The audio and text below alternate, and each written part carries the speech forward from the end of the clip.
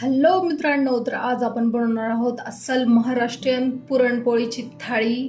तर जराही उशीर न करता चला तर मग बनवायला सुरुवात करूयात. सर्वप्रथम तर आपण जी पुरणपोळीसाठीचं सगळ्यात महत्त्वाचा आणि वेळ लागणारं पदार्थासाठी आपण सुरुवात करणार आहोत ते आहे, आपण घेत आहोत इथं हरभऱ्याची डाळ. इथं मी दोन वाट्या मी हरभऱ्याची डाळ घेतलेली आहे. तसं मी माप घेतलेलं आहे 125 ग्रॅमचं, म्हणजे मी पाव किलो हरभऱ्याची डाळ कुकरमध्ये घेतलेली आहे.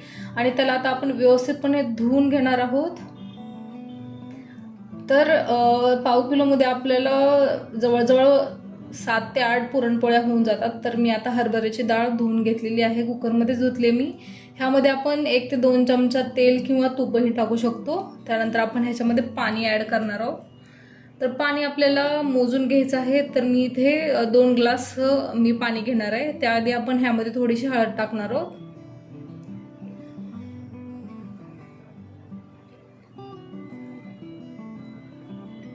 तर पुरणपोळी ही एक आपली पारंपरिक थाळी आहे, जी घरोघरामध्ये सणासुदीला प्रत्येक सणामध्ये पुरणपोळीशिवाय आपलं सण अपूर्ण असतो. तर मी ह्यामध्ये 2 ग्लास मी पाणी टाकलेले. तर पाणी मी थोडंसं कोमट करून घेतलं होतं, त्याला मी ह्यामध्ये टाकलेले.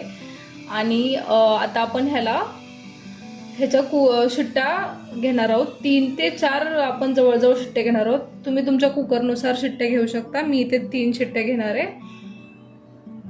तर आता पाणी टाकून मी कुकरचं झाकण लावून ठेवणार आहे 3 शिट्ट्या घेण्यासाठी.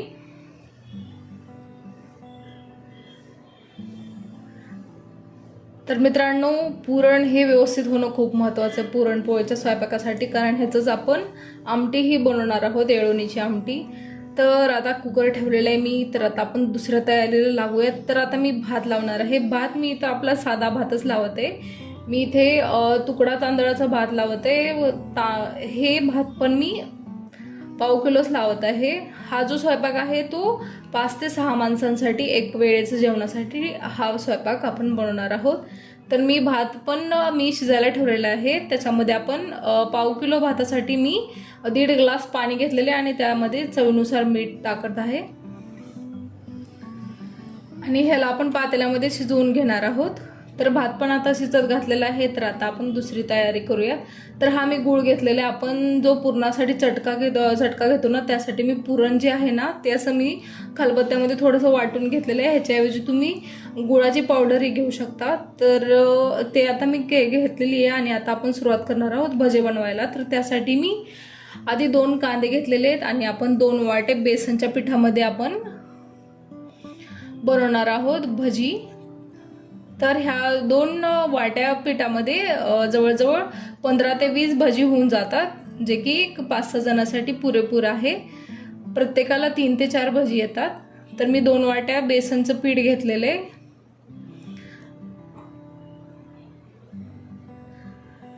आणि आता आपण जो कांदा होता तो पण मी चिरून घेतलेला आहे असा क्यूब शेपमध्ये. आणि आपण आता कोथिंबीर यामध्ये मी चिरून टाकत आहे. 2 कांदे मी घेतले होते. तुम्हाला जर कमी कांदा आवडत असेल तर तुम्ही कमीही घेऊ शकता, आणि तुम्हाला वाटत असेल तर तुम्ही उभा कांदा चिरूनही त्यामध्ये टाकू शकता. तर कांदा आणि कोथिंबीर झालेले. आता आपण ह्यामध्ये टाकत आहोत थोडीशी जिरा पावडर. जिरा पावडर 2 चिमूट घ्यायची आहे आपल्याला. त्यानंतर आपण ह्यामध्ये टाकणार आहोत तिखट टाकणार आहोत आपल्या चवीनुसार. ह्याऐवजी तुम्ही जो ठेचा असतो ना हिरव्या मिरचीचा, तोही ह्यामध्ये टाकू शकतात. पण आता मी इथे लाल तिखट घेते. त्यानंतर आपण ह्यामध्ये टाकणार आहोत हळद. तर मी जी लाल तिखट होतं ते मी 1.5 चमचा घेतलेले, आणि हळद आपण चिमूटभर घ्यायची.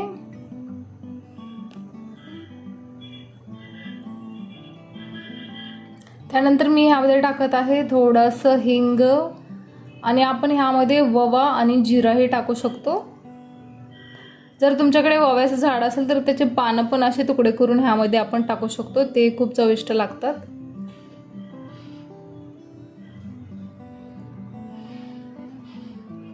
तर हे ओवा टाकत आहे मी. ओवा मी इथे जवळजवळ अर्धा चमचा ओवा घेतलेला आहे. आणि आता ह्या सर्वाला आपण व्यवस्थितपणे मिक्स करून घ्यायचं आहे.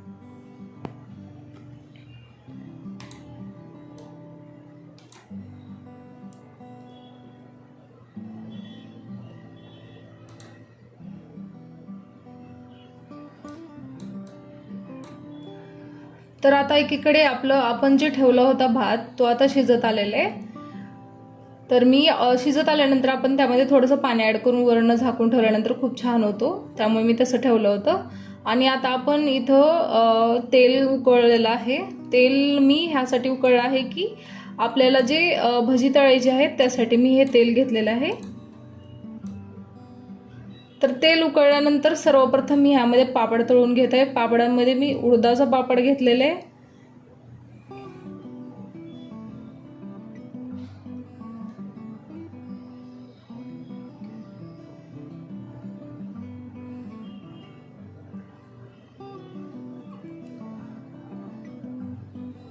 पापडांना आपण व्यवस्थितपणे दोन्ही साईडनी भाजून घ्यायचे, म्हणजे तळून घ्यायचे. आणि त्यानंतर आता मी घेत आहे कुरडी, पण मी ह्याच्यामध्येच तळून घेणार आहे.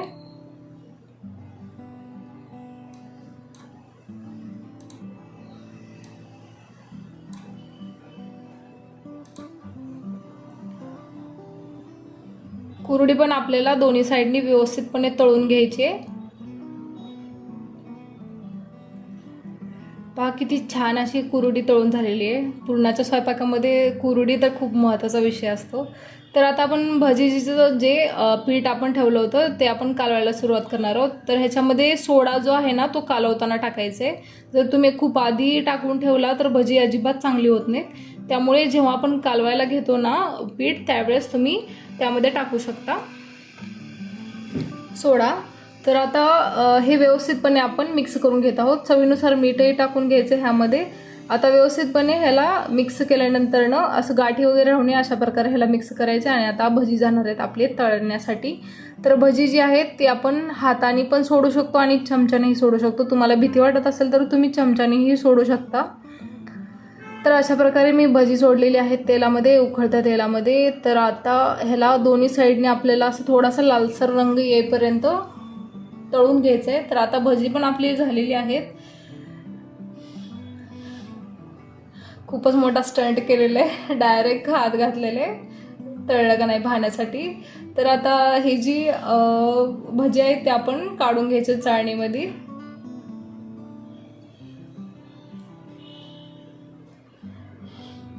तर फ्रेंड्स, ह्या माझ्या सासूबाई बनवत आहेत हे सगळं, त्यामुळं मी असं एकदम असं काय म्हणतात त्याला खूपच धाडस करून त्यांनी या तेलामध्ये हात घातला होता. तर आता भजी पण तयार झालेली आहेत. खूपच अशी खमंग अशी भजी तयार आहेत. आणि जी आपण डाळ शिजायला घातली होती ती पण झालेली आहे. हे पहा, अशा प्रकारे व्यवस्थित असं हात लावला ना की असं पसरायला पाहिजे. अशा प्रकारे आपली आपण डाळ शिजवून घ्यायची. तर डाळ झालेली आहे आपली आता शिजून. आणि आता आपण त्यातलं पाणी जे आहे ते रिमूव्ह करून घेत आहोत. आणि हे पाणी टाकून द्यायचं नाही आहे. ह्याचं आपण येळवणीची आमटी बनवणार आहोत. ह्याच्या पाण्यालाच येळवण म्हणतात आणि त्याचंच आपण आमटी बनवणार आहोत. तर पाणी जे आहे ते आपण गाळून घेतलेले आणि आपण त्याच्यामधलं एक थोडंसं दोन चमचे जे आहे ते आपण आमटीसाठी ठेवणार आहोत. आणि बाकीचं जे आहे ते आता आपण पुरण बनवण्यासाठी घेणार आहोत. तर अजून आपलं पुरण बनलं नाही आहे, अजून खूप वेळ आहे. तर पुरण जे आहे ते आता मी एका भांड्यामध्ये काढून, म्हणजे जे डाळ आहे ना ती मी एका भांड्यामध्ये काढून घेत आहे. त्यामध्ये थोडंसं तूप टाकून घ्यायचं त्या भांड्यामध्ये आणि त्यानंतर हे टाकायचे. आणि हे जे हे इळवण बघू शकता तुम्ही, ह्याची आमटी होणार आहे.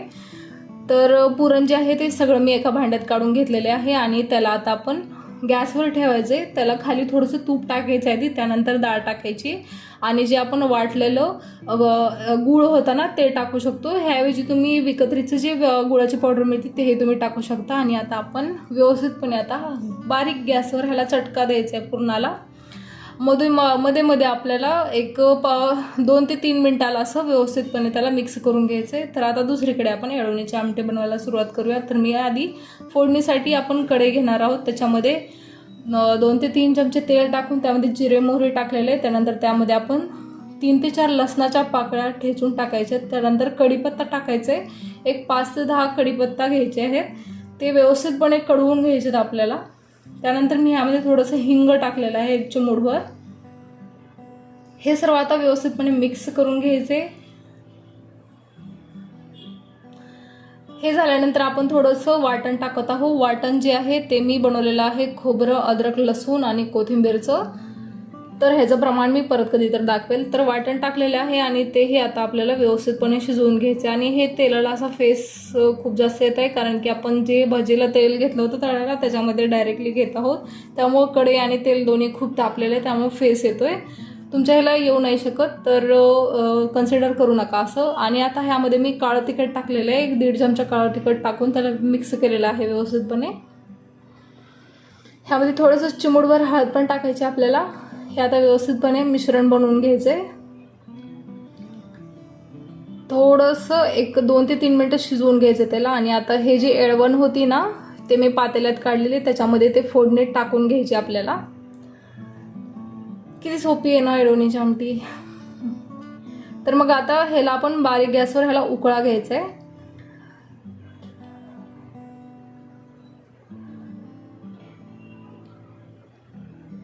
तर ही एळवणीची आमटी जी आहे ते ऑलमोस्ट तयार आहे आपली. आणि ह्यामध्ये आता चवीनुसार मीठ पण टाकायचं आहे आपल्याला.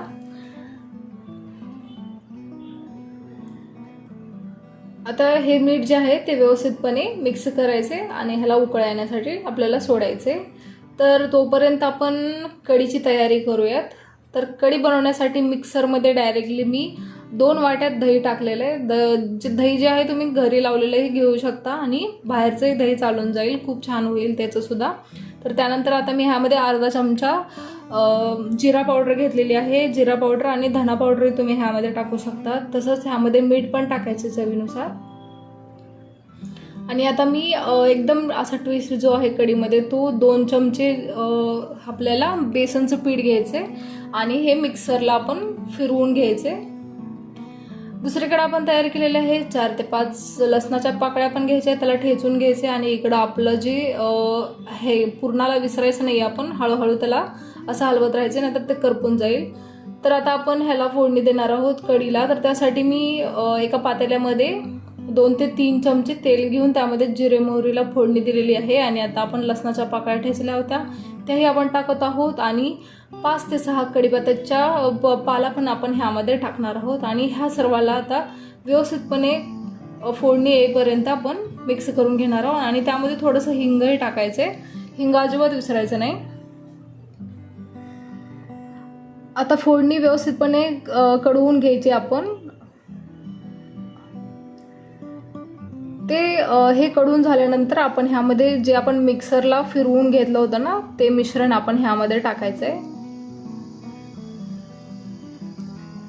थोडीशी हळदही टाकायची ह्यामध्येच. तुम्ही मिक्सरलाही टाकू शकता हे, किंवा फोडणीमध्येही टाकू शकता, दोन्ही ऑप्शन चांगले आहेत. तर जे आपण मिक्सरला जे आहे, हे मी सांगायचं विसरले की मिक्सरला ना आपण वाटून घेतला, पहिल्यांदा असं फिरवून घ्यायचं दह्याला. आणि त्यामध्ये परत तुम्हाला 1 ते 1.5 ग्लास पाणी टाकायचे आणि परत ते अजून एकदा फिरवून घ्यायचे आणि ते ह्या फोडणीमध्ये ॲड करायचे. आणि हे तयार झाली आहे आपली कढी. तर कढी आत्ताच तयार झाली नाही आहे, तर आपल्याला उकळाही घ्यायचा आहे. आणि हे लक्षात ठेवा की उकळा घेताना ह्यामध्ये लाकडी चमचा किंवा भांडा असताना ते असं ठेवायचं, नाहीतर कढी जी आहे ना, ते दही एकीकडं आणि पाणी एकीकडं होऊन जातं. तर कढीला आपण सोडत आहोत आता उकळा घेण्यासाठी.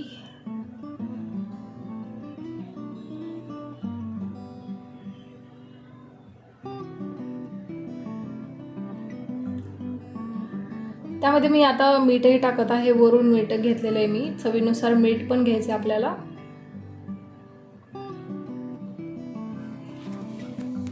आता हे आपण असं मला लाकडी नव्हतं त्यामुळे मी तोच चमचा टाकलेला आहे. आणि आता हे जे आहे आपण पुरण असं चमचा त्यामध्ये उभा राहायला पाहिजे असं होईपर्यंत त्यातलं पाणी आटवायचे. असा आपण चमचा हवेत सोडला ना, तर तो ह्यामध्ये उभा राहायला पाहिजे. असा जर उभा राहिला तर समजून जायचं की आपल्या पुरणाला जो आहे चटका बसलेला आहे व्यवस्थितपणे. तर हे पुरण झालेलं आहे तयार. तर अजूनही तयार नाही झालेलं फ्रेंड्स, पण ऑलमोस्ट तयार आहे. तर त्याला आपण वाटून पण घ्यायचं. आणि इकडे आपल्या कढीला उकळी पण आलेली आहे हळूहळू. तर ह्याला बारीक गॅसवरच ठेवायचे, मोठा गॅस नाही करायचा फ्रेंड्स. मोठा गॅस केला तर असं एकदम गॅसवरून असं काय म्हणतात त्याला, सगळे गॅसवर पसरून जाईल तुमची कढी. तर जी आपली आमटी होती ना, ती असं थोडीशी आटवून घ्यायची, तर त्याला जास्त चांगली चव येते. त्यामुळे मी ह्याला थोडा वेळ आटवायला ठेवत आहे बारीक गॅसवर. आणि दुसरीकडे आता आपण पुरण जे आपण बनवलं होतं ते मी वाटून घेते. तर माझ्याकडे पुरण यंत्र नाही आहे, त्यामुळं मी ही जी जाळी असते ना पुरणाची, त्यामध्ये पुरण मी पाडून घेते खाली. पुरण यंत्रामध्ये असं गोल गोल फिरवलं की खालून पुरण पडतं. तसं ह्यामध्ये आपण वरून वाटीने किंवा चमच्याने असं त्याला स्मॅश करायचे, म्हणजे खालून आपलं पुरण पडत राहते. तर पुरण जे आहे ते सर्व पुरण मी ह्यामध्ये एकदमच घेतलेले आणि आता आपण ह्याला वाटायला सुरुवात करणार आहोत. तर मी चमच्यानेच वाटणार आहे ह्याला स्मॅश करत करत.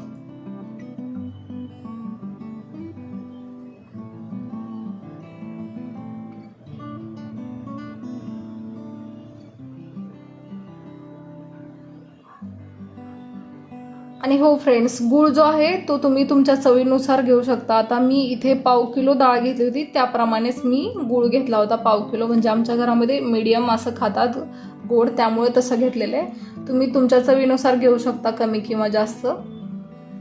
तर मी चमच्याने अशा प्रकारे स्मॅश करून घेते. आणि आपली डाळ जी होती मी तुम्हाला दाखवलेलं अशी व्यवस्थितपणे शिजली होती, त्यामुळे हे पटापट पुरण खाली पडत आहे. आणि आपल्याला ह्याला गरम गरमच वाटून घ्यायचं, कारण गार झाल्यानंतर हे अजिबात वाटलं जाणार नाहीये. तर अशा प्रकारे खाली पुरण पडत आहे बारीक होऊन.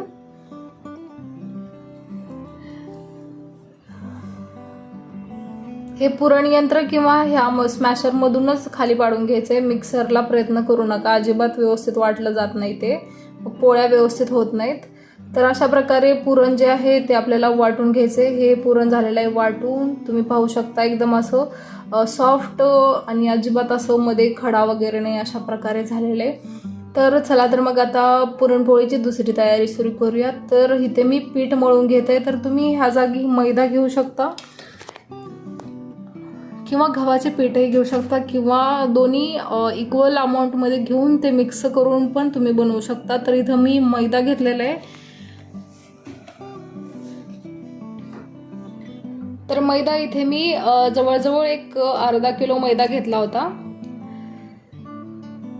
तर आमटीला पण उकळी आली, त्यामुळे मी त्याला बंद करत आहे. आणि आता ह्या पिठामध्ये मी चवीनुसार मीठ टाकत आहे. त्यामध्ये आपण कढवलेलं तेल किंवा कढवलेलं तूपही टाकू शकतो. त्यामुळे जे पीठ जे आहे ना ते व्यवस्थित असं मऊसूत होतं. पोळी करण्यासाठी ते खूपच उपयुक्त होतं. आणि आता मी थोडं थोडं पाणी टाकत असं पीठ मळून घेणार आहे. तर पीठ जे आहे ते जास्त पातळही झालं नाही पाहिजे आणि जास्त घट्टही झालं नाही पाहिजे. जर जास्त घट्ट झालं फ्रेंड्स तर अजिबात पोळी लाटता येणार नाही. आणि जर जास्त पातळ झालं तर पूर्णपणे पोळी जी आहे ते तुमच्या पोलपटाला चिटकून राहील. तर आपल्याला मळून घ्यायचं व्यवस्थितपणे आणि असं व्यवस्थितपणे तुपाने किंवा तेलाने मालिश करायची आहे त्याला. आणि थोड्या वेळ तुम्ही भिजू घालू शकता त्याला. एक 10 ते 15 मिनटं भिजू घालायचे पीठ. म्हणजे भिजू घालायचं म्हणजे असं मळल्यानंतर एक त्याला रेस्ट करायला ठेवायचं 10 ते 15 मिनटं. त्यानंतर असं वरून मस्तपैकी तेलाने किंवा तुपाने मालिश करायची त्याची. त्यानंतर आपण ह्याला पोळी लाटायला घेऊ शकतो.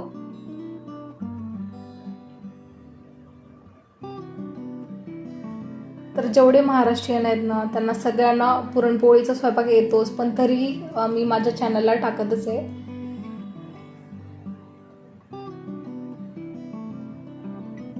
तर पुरणपोळी लाटण्यासाठी जे आपलं पीठ आहे ना त्याचा आपण असा गोळा घेत आहोत. एक असा गोल गोळा घेतलेला आहे मी, मीडियम म्हणजे असं छोटा साईजचाच घ्यायचा आपल्याला, मोठं चपातीसारखं नाही घ्यायचं, नाहीतर लयच मोठी होऊन जाते पोळी. आणि त्याला असं वाटीचा शेप द्यायचा आपल्याला हाताने पीठ लावून लावून.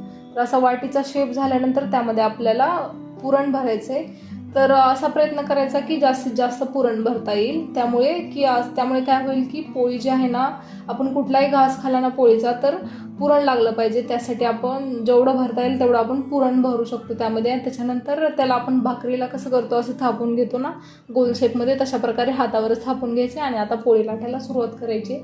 तर पोळी जी आहे ना ती असं हलक्या हाताने बेलण्याने लाटून घ्यायची आपल्याला. खूपच हलक्या हाताने लाटायची. तुम्ही जर एकदम जोर देऊन लाटायला गेलात पापडासारखं तर पोळी अजिबात होणार नाही. तर हलक्या हाताने गोल गोल फिरवत गोल शेप देत देत आपल्याला पोळी बनवून घ्यायची. लागत असेल तर तुम्ही पीठही जास्त लावून ह्याला लाटू शकता. तर पोळी जी आहे ती आपली झालेली आहे लाटून, गोल गरगरीत झालेली आहे. आणि आता आपण ह्याला घेणार आहोत शेकून तव्यावर. तर तवा मी आधीच शेकायला ठेवला होता. तर मीडियम फ्लेमवर ह्याला ठेवायचे आणि तव्यावर आधी तूप किंवा तेल जे आहे ना ते आधी खाली लावून घ्यायचे. हे का लावून घ्यायचे, कारण की जी पोळी असते ना, तुम्ही कोरड्या तव्यावर टाकली पहिली पोळी तर ती खाली चिटकून जाते. त्यामुळे आधी तेल किंवा तूप लावायचं तव्याला आणि त्यानंतरच पोळी शेकायला टाकायची. आणि आता आपण पोळी जी आहे ती दोन्ही साईडनी व्यवस्थितपणे लालसर होईपर्यंत शेकून घ्यायची आहे. ह्याला भरपूर तेल किंवा तूप लावायचे म्हणजे तुमची पोळी खूपच खुशखुशीत आणि टेस्टी होऊन जाईल. तर तुम्ही पाहू शकता पोळी खूपच छान अशी फुगत पण आहे.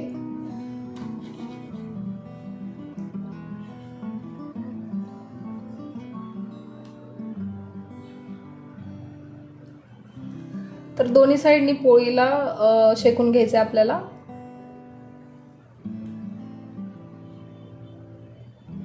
पोळी दोन्ही साईडनी शेकून झाल्यानंतर तयार आहे आपलं पुरणपोळीचं ताट. त्यामध्ये मी भातही लावलेला आहे, कढीही लावलेली आहे, आमटी, भजी आणि पापडही सोबत दूधच दिलेलं आहे. आणि पोळीवर आपण असं तुपाची धार टाकत आहोत, जे की खूपच आवश्यक आहे आपल्या पोळीसाठी. तर फ्रेंड्स, ही पुरणपोळीची रेसिपी तुम्ही घरी बनवतास तरी पण मला कमेंट सेक्शनमध्ये सांगा हा व्हिडिओ कसा होता. आणि हो, माझ्या ह्या चॅनलला लाईक, शेअर आणि सबस्क्राईब करायला विसरू नका. Thank you so much.